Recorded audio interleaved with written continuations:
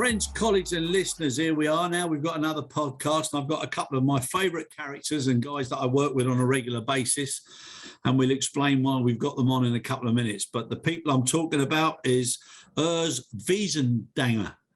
I hope that's right. Yeah, perfect. I'm always tempted to say it's Urs Wise and Danger. But wise and dangerous, I usually say. So, yeah. Urs, lovely to have you on board, my friend. And Urs is the president of ULD-Care. And I don't think there's much of an introduction needed for the next gentleman, Bob Rogers, who's also the VP and treasurer for ULD-Care. And it's a wonderful word. And I'm actually doing a project around care at the moment, but that care now really stands out at this moment in time. And I know, Bob, nobody cares more about ULDs than you, my friend. So welcome on board as well. Thank you, Chris.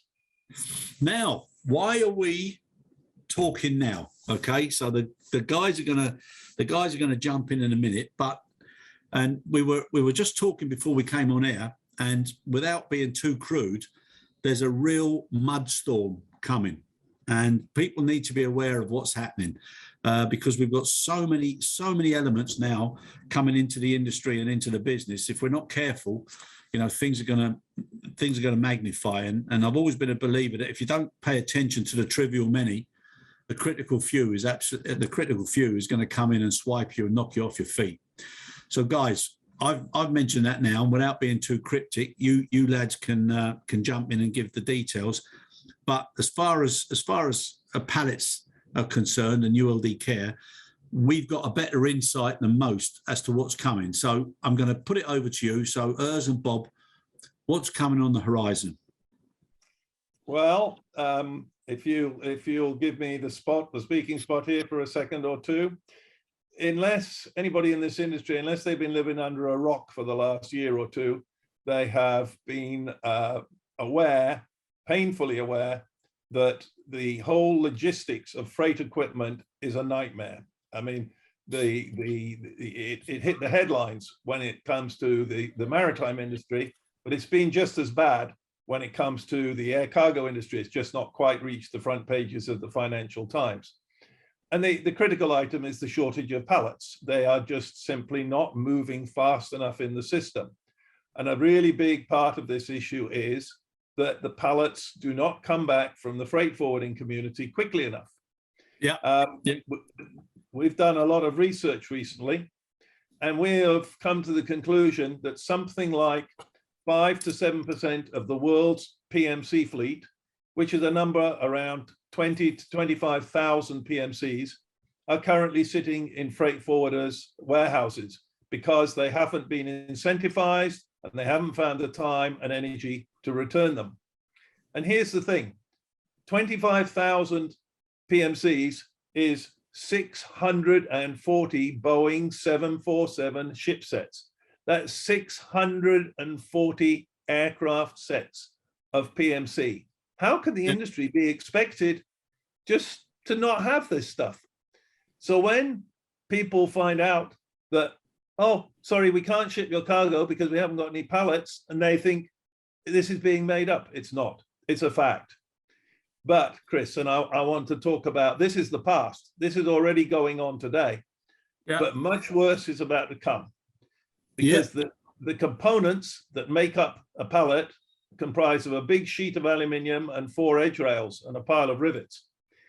The point is, these sheets of aluminium, 96 inches wide, are only capable of being rolled in 3 rolling mills in the world. One is in Chicago, one is in Chongqing in China, and one is in Russia, and is currently no longer in a position to supply due to the trade sanctions.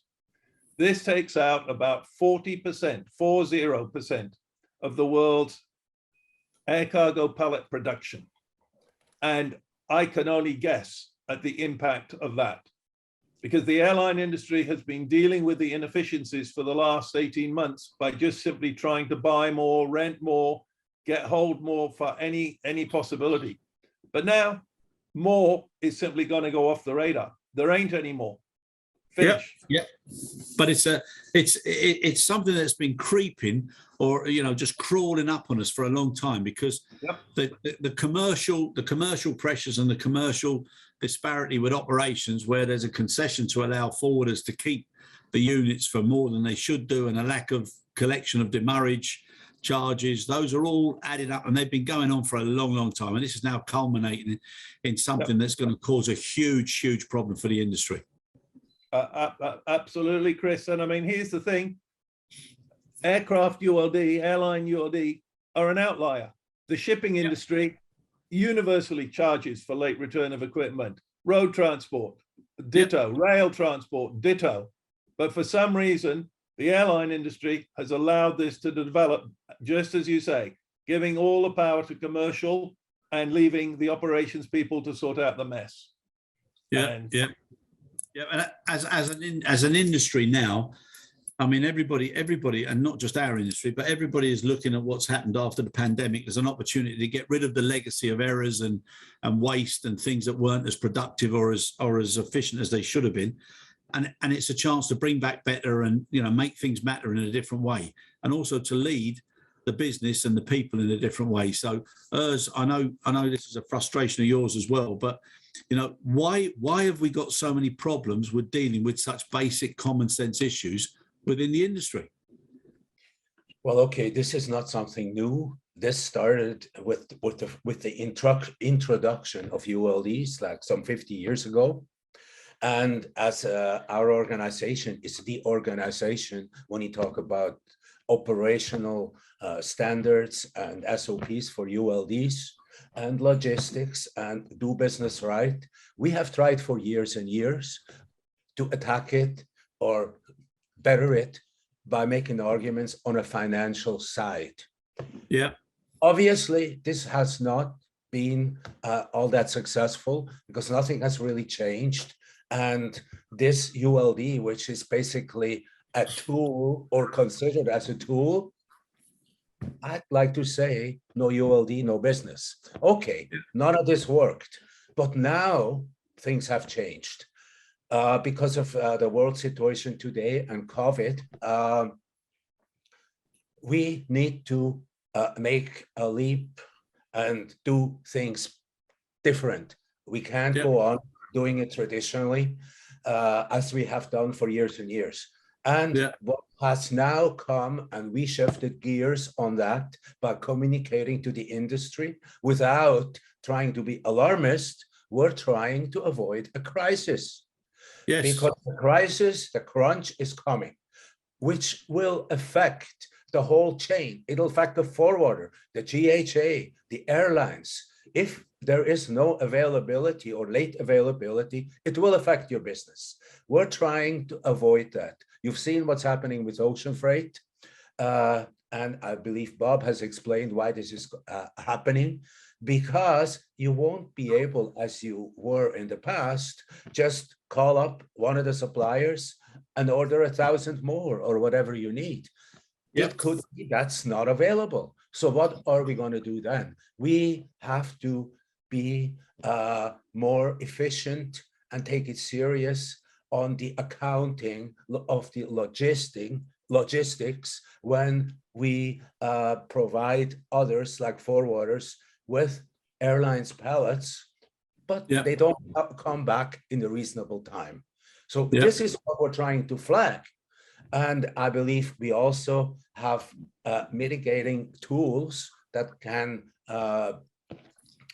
help an industry to get this done. But really the message is we need to change. Now is the time. We can tell you how. We're there to assist. But let's not ignore it. Let's not go there and avoid a crisis. Yeah, no, I agree. Yeah. Listen, what sort of substantiating feedback are you getting from like the poolers as well for Uniload and Jettainer? We've been collecting data from airlines now, trying to get some key statistics on their total off-airport movements, their total pallet fleet sizes, and then the percentages that are overdue 5 and 10 days. And yes, we've had information from both individual airlines, large and small, and from pooler/asset managers. So yeah, no, we're getting the information from as broad a range across the industry as we can. Of course, we can always get more information, but right now we're very comfortable with a 5 to 7% of averagely 5 to 7% of of those that we've polled. 5 to 7% of their fleets are out of commission because they're simply stuck and overdue for a return. And this is a number that, by the way, is not that different to the ocean freight industry. It just seems to be a part of the whole culture of freight forwarding not to return this stuff. And it's got to stop because it has huge impacts on the owners of the equipment. Yep, 100%. And not just that, Bob, but apart from it being a valuable asset, it's also a critical asset to make the to keep the flows going. It's madness, and it's everybody's got to be careful now because the elements are building up to a perfect storm. Yes, and you know what I mean. You've got this. You've got your personnel. You've got training. You've got issues that are happening. You've got customer satisfaction. You've got so many areas now that are all combining at the wrong blooming time, as always, for our poor industry. And it's only so you can only take so many punches on the chin. It's crazy. I fully agree with you, Chris. And here's the tragedy of it: this willingness of the airlines to give the forwarders free days and not have any impact on them no financial penalties was originally some sort of commercial advantage, but everybody's done it now. So there's only one big, gigantic operational disadvantage to the airline industry. And this has to be turned around. And this is where we're coming from.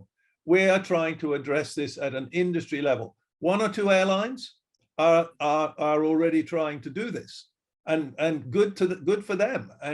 But they struggle because if it's just one airline doing it here and another airline doing it there, they get the flack from the freight forwarders. This needs to be an industry level approach across the entire board, that the airline industry stops listening to the commercial salespeople and starts treating these ULD assets as being absolutely an essential component. So no, I agree. And definitely needs a new code of conduct or practice, whichever one is deemed to be the better term, but definitely needs something to change. Now, hopefully, and I touch wood, it's a big, thick piece of wood. Hopefully, please God, it won't have the expected outcome and that things will change, because our conference that's coming up in September is still, we're coming into the 5th month now, so another 4 months after that, which is going to fly by. But we want everybody to know about the conference, and the conference is combined with other important sectors and elements of the business as well. So we've got cargo handling, we've got cool chain, we've got perishable, we've got ASA, we've got leadership, and we've got ULD-Care. And it's a nice consolidation and collaboration of important elements. And people who are thinking of coming, you've got 4 or 5 products for the price of one and for the time. And you can meet, you can interface, you can network, and there'll be an awful lot of interaction. So it's a great opportunity. Athens, 5th, 6th, and 7th. But you boys, now, what are you expecting? What's your aspirations for the conference this year? Because it'll also be the first face-to-face for ULD-Care for 2 or 3 years, I think. It will indeed be. I think a lot of things, Chris. I mean, we've highlighted the pallet situation, but there's whole other areas. And we've done a lot of work. We may not have been meeting face-to-face. We've done a lot of work in the last couple of years. Another big area is the use of virtual reality in training to deliver affordable, measurable, effective training. We've got the whole question of sustainability. I am horrified by the waste that goes on around ULD operations. My pet subject is the 2.5 million air cargo straps that are produced every year and make a couple of trips and end up in the corner of a freight forwarder's shed. I mean, that's just criminal. There's nothing sustainable about that. Yes, a great deal. And then there's the perennials, the things like fire containment, big issue, continuing, and a lot going on. So yes, it's a very, very interesting time for the ULD community, and we think it's a great opportunity in Athens for the rest of the community to become aware of the work that's going on and the challenges that face the industry. Yeah, no, exactly. And as I know, we've been to many conferences together, and we've been involved in various issues. One of the elements that we're going to introduce at this year's conference is an innovation platform. So what we're trying to do is, we're trying to make it nice, quick and punchy.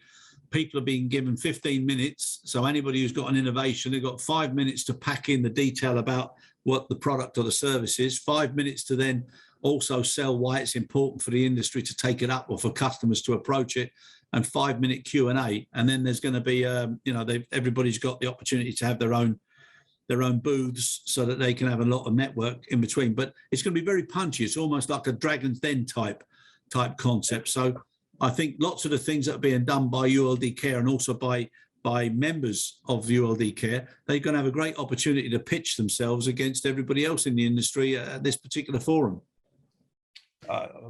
Yeah, so this is basically what our organization is all about. We're trying to provide, call it tools, assistance to common things.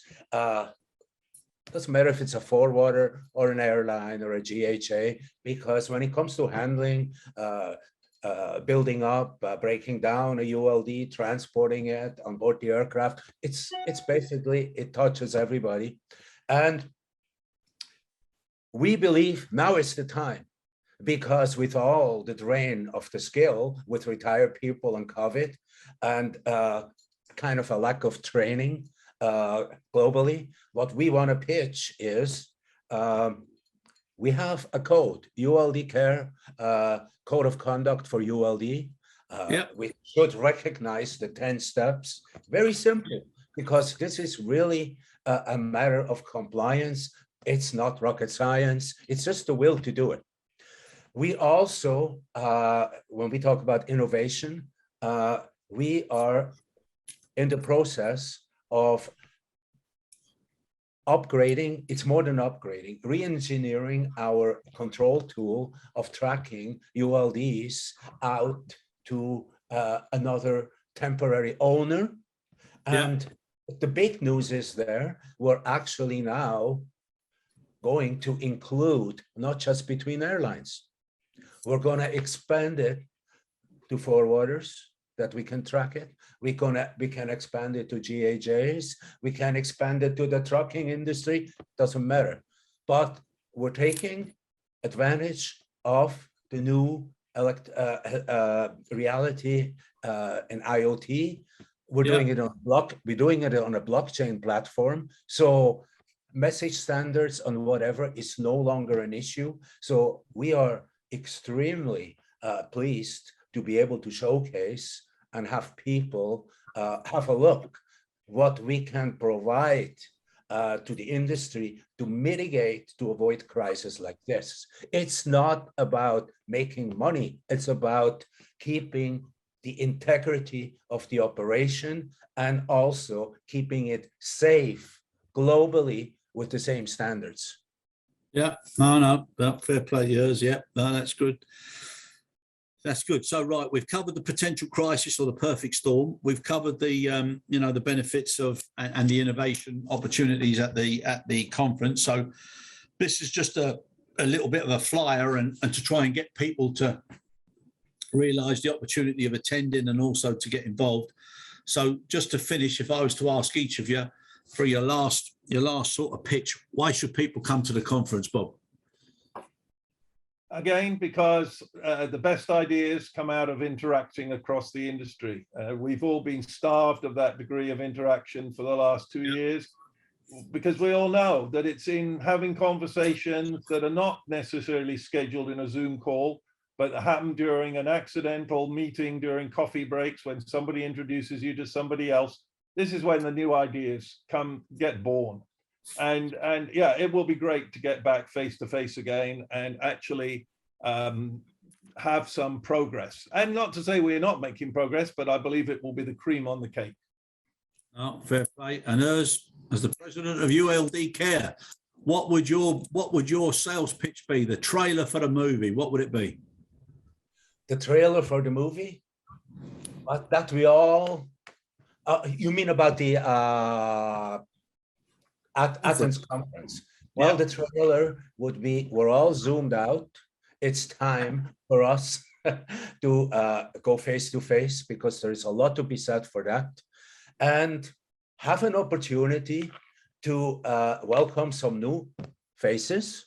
And it's not just, it's the whole industry, for them to understand where we're at and what the common denominator is that we need to work on to keep this industry going and keep our customers happy and keep our industry profitable. So it's a very important opportunity for us to get together and network and take in what's new. Oh, excellent, excellent. Well, guys, I'm looking forward to seeing you there. And obviously, we've got a couple of meetings between now and then anyhow, but it always has been a pleasure to work with you both, because of your enthusiasm, your dedication, and your belief in what everybody's trying to do with ULD-Care. And, you know, I've always enjoyed it. It's a critical area, and it's something that people need to take a lot more seriously than they have before. It's an easy thing to tweak, I believe, and it's an easy thing to improve. And, you know, the quicker we realise that and the importance of it, because it would be crazy, wouldn't it, if industry was affected, A, because of the shortage, but B, because people would be saying, well, my goodness me, they must have seen this coming and they didn't prepare for it, like so many things that are happening now. And, you know, the one thing about this crisis is it hasn't really stopped people, you know, overreacting to the downside and then being slow to the upside and the controls. And it's the controls that affect what we're all experiencing, and nothing more. And without control, you've got no compliance. Without compliance, you've got no competence. And you've got no competence, you've got no blooming clarity. So we need to sort ourselves out as quick as possible. With that, and with no further ado, everybody out there, get yourselves to Athens in September. Get yourselves over there. You'll enjoy it. It's the 5th, 6th, and 7th. 5th, 6th, and 7th. There's a lot to see, a lot to be heard. And all information about the conference will appear underneath this podcast. Urs, Bob, absolute pleasure, always is. And like I said, you know, to see people who are so devoted to a particular subject matter is a breath of fresh air, and fair play to you. Thanks very much for joining us.